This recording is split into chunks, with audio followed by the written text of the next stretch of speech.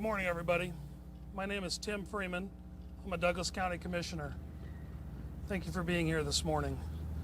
This morning, I'm here to introduce each of our speakers, but before I do that, I want to thank our governor and our federal delegation for being here to support us in these very difficult days. Each of the speakers is going to give their statement, and we're not going to do any questions. We're here today to let this federal delegation have a chance to explain their thoughts, and as time goes by, we'll have more opportunity to understand more what's happened and have further dialogue. So the first speaker I'd like to introduce, and I'm very thankful for the governor for being here and coming down yesterday to help with this really difficult situation, is Governor Brown. Governor. Thank you. Thank you, Commissioner Freeman, and thank you for your leadership yesterday. All of Oregon stands with Umpqua Community College and the city of Roseburg. I am proud of how the Roseburg community pulled together to care for and comfort each other during this horrific crisis. I want to thank our police, our firefighters, our dispatchers, our emergency medical personnel, and all those at the college for their heroic efforts yesterday. Oregon has worked continuously to prevent these kind of tragedies, but they continue to happen here and across the nation. And it is going to keep happening until we decide we want them to stop. There is no single solution that will prevent every shooting, but we must and we will do better to prevent these types of senseless violence. This is a conversation that we will have, but today is not the day. Today, we must be focused on providing the support and condolences and help this community heal. As we move forward, we can honor the lives lost at Umpqua Community College best by remembering what it means to be a caring community, to demonstrate more kindness, respect each other more, and take the time to truly connect to the people around us. This is a very difficult time for all of us, and of course, especially those here in Douglas County, whose lives and families were changed by the events of yesterday. One person's deranged act may have indeed broken all of our hearts, but he cannot prevent our hearts from growing back bigger and stronger and more committed to the Oregon that we all love so very much. Thank you.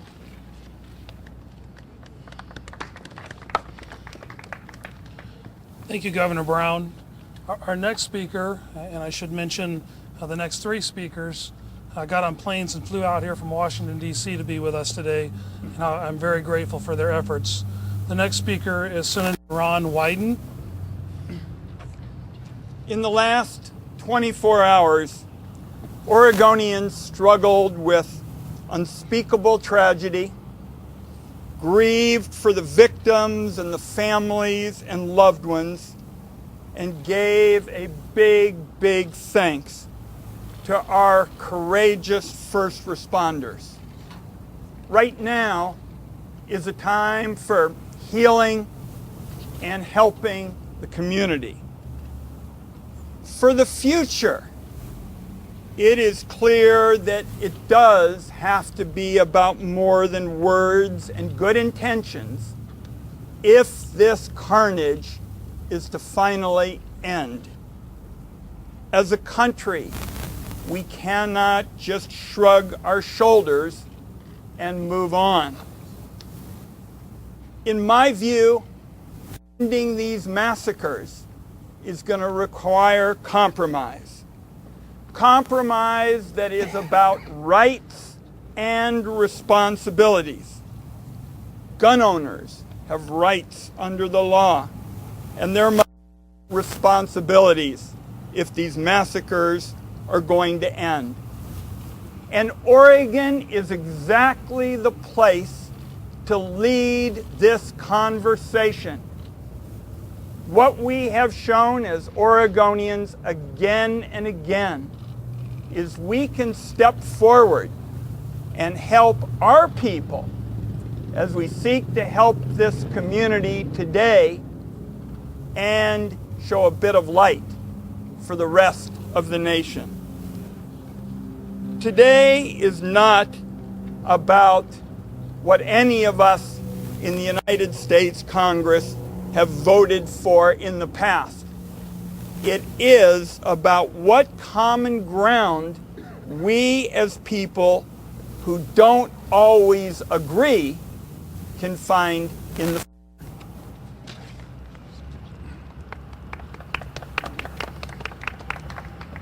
Thank you, Senator.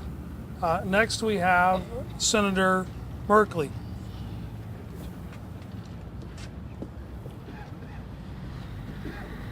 We have a long series of names branded on our hearts from across the nation.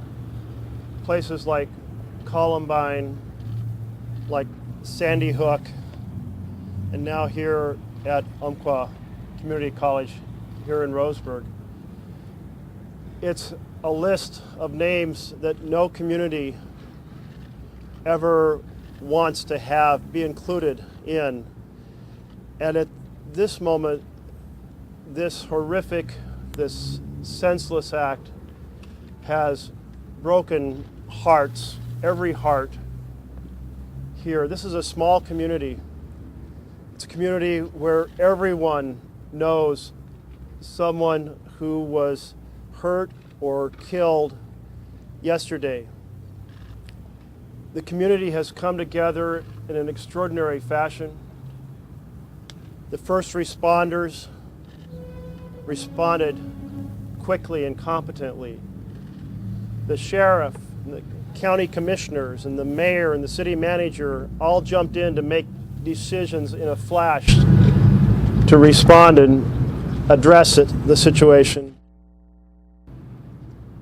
They did an incredible job, but there is no response that can repair the broken hearts. You know, yesterday, when I walked back from the Capitol to the Hart Senate office building, I was told there's been a tragedy in Oregon. There's been a mass shooting in Oregon. And Senator, it's from your home county, from Douglas County. I have a special place in my heart for this county. I was born in Myrtle Creek, just south of here. And when I was about 2, we moved here to Roseburg. I went to first grade here. I have family on both sides, my father's side and my mother's side. And this morning I was asked about my family down here. And I must say I never thought it could possibly be that my family, my extended family, my cousins were directly affected. But as I said, this is a small town and everyone's affected. And one of the individuals who died is the great-granddaughter of my first cousin. So she is my cousin. And I just tell you, every heart is damaged and broken. And this community is coming together to embrace each other, to exercise the companionship, the love, the affection. No one could have envisioned that here in this wonderful, beautiful place of Roseburg that this could happen.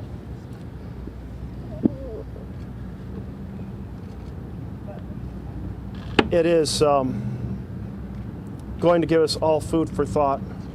This long list gets longer with every passing week and month. We've had 18 school shootings here in 2015.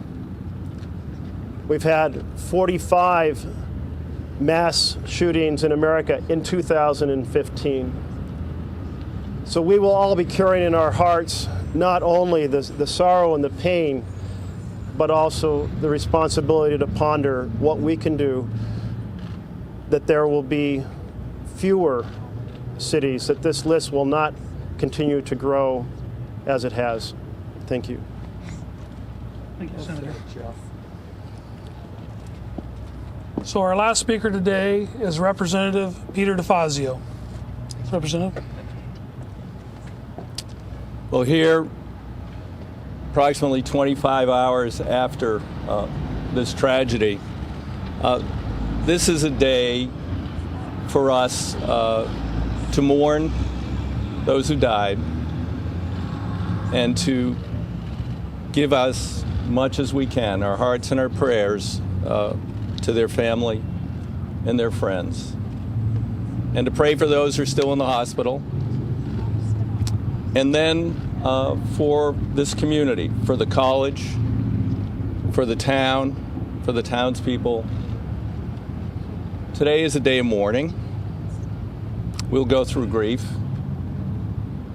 We'll have memorials, and then there will come a time when we have all the facts from the investigation, which is ongoing, that we may find discrete ways to deal with problems such as this in the future. Unfortunately, this is not the first time that I've spoken at a news conference like this. Thurston took place 2 miles from my home.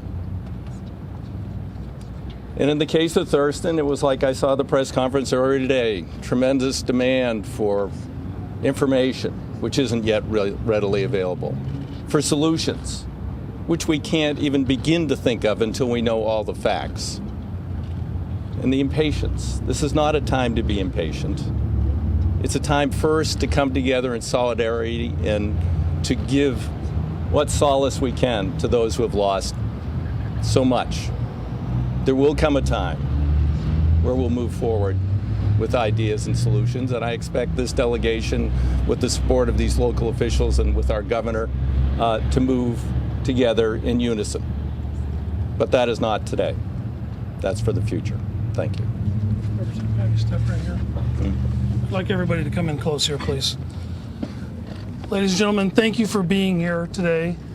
On behalf of the Board of Commissioners, I want to thank this group of people that has responded at all levels of government, city, county, state, federal, the tribes here helping us.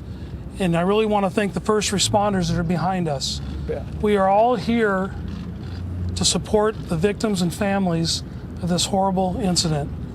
Thank you. Come with me. Follow me. Walk right in.